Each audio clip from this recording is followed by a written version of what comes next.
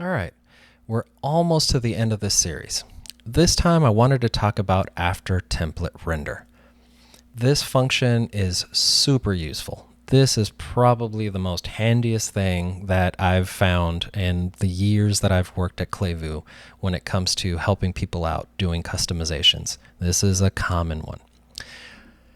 We already have an afterTemplateRender that's plugged in already, right? I want to show you something that's pretty cool about the way that this thing works. Remember that some badge that we were creating? Let's just say that this badge is going to be a button. And it is going to have a class of my cool badge. Yeah, that's fine. And then I close my button. So now, only when that custom attribute that's based on that tag is available to the product are we actually going to have this button show up on the page and it's got some text on it. I'm going to grab the class, come back over to the JavaScript, and really easily, I'm going to say var. I could say something to the effect of var my cool buttons is equal. Actually, you know what? I'm going to call it the same thing. Just add an S to it. Equals document dot query selector all. And then I'm just going to find everything that's on the page that happens to have that class on it. Then I'm going to say my whatever. Oh, let's use our helper Klevu dot each. So each one of those function, key, and badge. And every time that we get one of those badges, I'm going to say badge dot add event listener. And I'm going to be listening for the click event, function, e. And every time that I do this, I'm going to say console.log e.target. But this could have been anything. So here we go. We've got our badges, our cool badges, right? We're going to find them all. And this is happening every single time. I'm going to get rid of this other code because we don't need it anymore. We're done. We're done with all that fun stuff. Like I said, we're getting close to the end here. I don't even need to dump out data anymore. I'm going to get rid of my, no, actually I can't get rid of my modify response because that's the reason why I have the thing that I'm looking for in order to do the thing that I want to be able to do.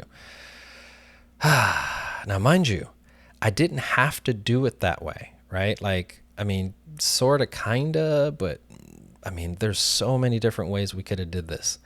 What if they all have the thing, right? I could have stuck this in there. Actually, let me stick it in front of the class and then stick this part after the class. And then maybe we have a different class on here that says badge button space. Now check this out. I've got this CSS tab. I could say, hey, for all the badge buttons, display none. Unless they happen to have the myCoolBadge class as well. Those are different. Display buttons are inline, right? So now I've got my CSS. I've got my button that's always there, but it conditionally gets that class added to the class attribute. And then I have my JavaScript, which is going through each one of the records every single time that I get results. So every 12, if I'm doing 12 products per page, that 12 that's being rendered right now, that's what I'm looking at. If I go pagination, I go page 2, then it's those 12 that I'm then looking at. If I go back to page 1, I'm looking at the original one, again. Every single time that you do the trigger thing, it starts over. You have a brand new response, brand new process data, brand new rendering of the templates, and then brand spanking new events, including afterTemplateRender. Anything that you do inside of afterTemplateRender is happening again every single time that the trigger happens, whatever the trigger happens to be. So if I come back over here, and again, I'm modifying the template. This only happens one time. The modify response is happening every single time the trigger is happening. The afterTemplateRender is happening every single time that the templates are being rendered. What isn't happening all the time, the only thing that doesn't happen all the time is the before activation. That only happens once per thing that you told it to be. So anyway, so we've got our my cool badges. We're looping through each one of the badges. We've got our key, our badge. We're saying, hey, badge, I'm going to add a click event listener to you. It's going to try to add it, but again, it's only going to find the ones that actually have that particular class on them. So if my template code is rendering and this is not true, then it will not get the myCoolBadge class. It will not be selected. It will not have an event listener added to it, and then my console log will not show up. So boom, boom, comma, and I'll say myCoolBadge was clicked, and save. I have one button on page number 1. Oh, my myCoolBadge is not defined. So somewhere I fat fingered something. Ah, right there. It's myCoolBadge. myCoolBadges. There we go. I was wondering why this was grayed out. All right, so we've got that one there, and we got rid of the my and all this other stuff. So now it's actually proper. My bad. So again, I've got my sum badge. If I click it, this could have been anything. I could have done anything at this moment in time. I could have added something to the cart. I could have triggered a wish list thing to happen. I could have favorited an item. I could have sent off something to Google Tag Manager. I could have done anything. Now, mind you, if I then turn around and I filter by cotton, it re-rendered everything. Everything. I mean, it looks like nothing happened over here, but it really did. The filters re-rendered. All of this stuff re-rendered. All of it, starting from the very first template all the way at the top of the thing. So if I go back to my template reference, since we're on a search result page, this is the template where everything starts. This template re-rendered, and then everything below it re-rendered as well. There was a request. There was a response. All the things happened. It might not look like it because it's so fast, but it did happen. If I go to page 2, there's one product that happens to have it. Boom, it's this one. If I go to page 3, 4, 5, oh, a whole bunch of them here. Boom, boom, boom, boom, boom. Hold on, let's do something cooler. Let's do something like Klevu dot, I think, what was it? Dom dot helpers dot get closest. Here we go. This is another one.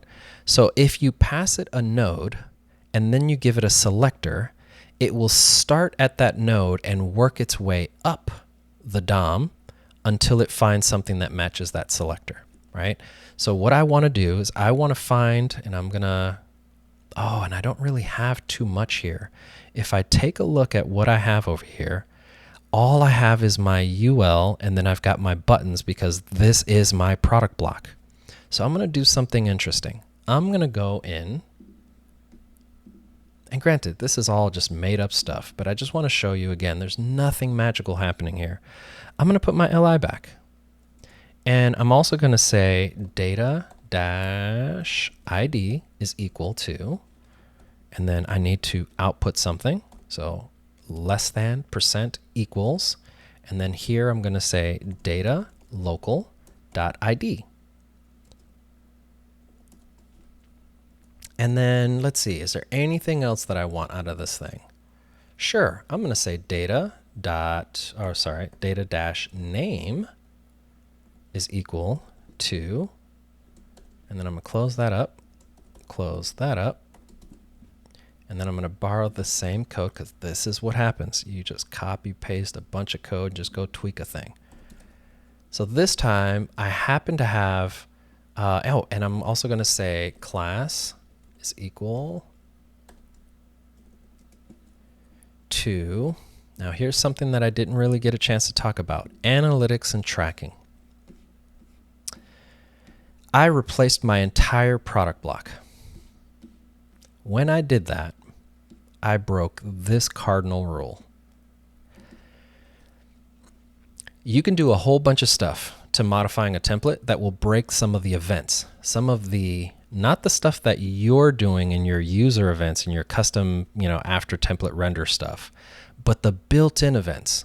There's built-in events that are tied to the drop down for the sorting, the built-in events for the clicking and unclicking of filters and all kinds of different things, pagination, all that stuff is built in, and there's events in there, and it's based on certain attributes, certain classes, certain IDs, all kinds of different things that are going on. So you have to be careful with what you're doing, but those are very obvious when you mess something up. If your filters aren't working, go back to the original one, see if there's something that you're missing.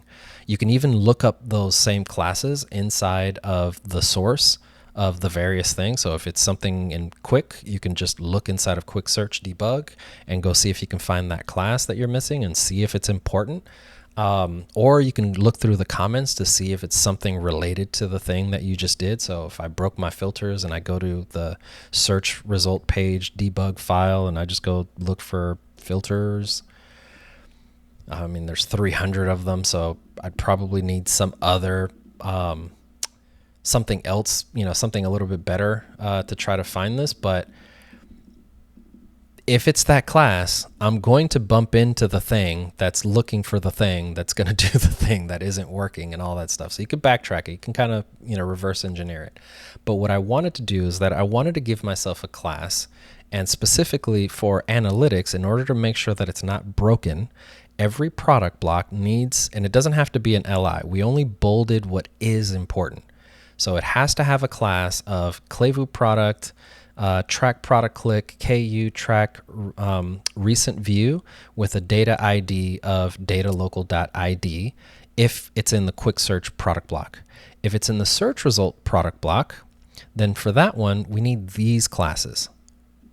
So I'm going to grab all of this, and I'm going to put that in there. So I need all of those. And I also need data ID to be data local.id. Now I already did that one. Data-ID is data local ID. So I've got that one. I'm good with that one, but I was missing these classes. Now the reason why I'm doing this is because I'm going to use this Klevu product, for example.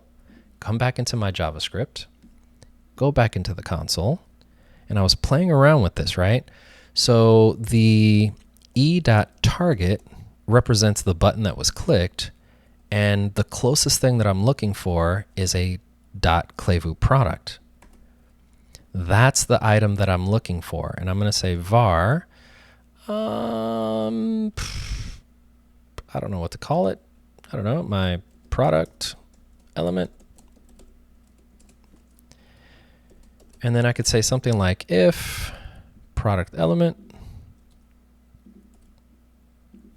right? Because it might be false. It might not have found one. But if it did find one, I want to console.log. And I'm not going to put that in there. But what I am going to put is I'm going to say something to, or actually I'm going to put a template literal string, and I'm going to say $, curly brackets, and at this point it's part of what's on here. Dot data set dot name was clicked, parentheses, and then $, curly brackets, parentheses, that same element, dot data set dot ID. I'm going to grab that code, cut that out, and I'm going to put that into my click event instead of this one. Because that's the power of what you've got available to you. I could have put a SKU on there if I wanted to, right? There's nothing stopping me from saying data-SKU is equal to, and then copy and paste this, because anything that's in that data is available to me as part of data local. So I could say SKU. Heck, I could even dump this thing out as something and then go pull that up if I wanted to. But anyway, I just wanted to prove the point, right? So in my console log, what I'm doing is I'm basically saying, hey, the name of my product was clicked. And then in parentheses, the ID of that particular, the variant ID of that particular item. And all of that stuff is good to go. And so now I'm going to hit save. And so when I click on this badge, that name, that item was clicked. That's its ID. What can you do with this?